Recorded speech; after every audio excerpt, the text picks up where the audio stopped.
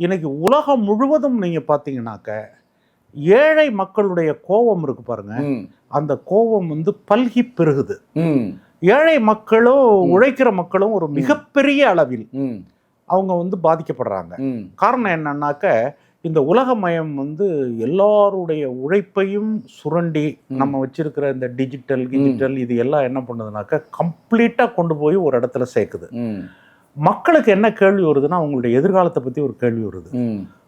எதிர்கால சூழல் என்ன ஆக போகுது, எதிர்காலத்தினுடைய வாழ்க்கை என்ன ஆக போகுது, இதெல்லாம் வருது. வாழ்க்கையில வந்து மனுஷனுக்கு கேரண்டி கிடையாது. இப்படிப்பட்ட பல மனநிலைகள் வந்து இன்னைக்கு வந்து உலகம் முழுவதும் பல நாடுகளில் ஏற்பட்டு பல கொந்தளிப்புகள். உதாரணத்திற்கு நீங்க பாத்தீங்கன்னா அராபியன் வசந்தம் ஒன்று வந்தது, அராபியன் ஸ்பிரிங் அப்படின்னு ஒண்ணு. அதே போல வால் ஸ்ட்ரீட் போராட்டம் அது ஒண்ணு வந்தது. இப்ப நீங்க பாத்தீங்கன்னா இலங்கையில ஒரு பெரிய எழுச்சி ஏற்பட்டு அது நடக்குது.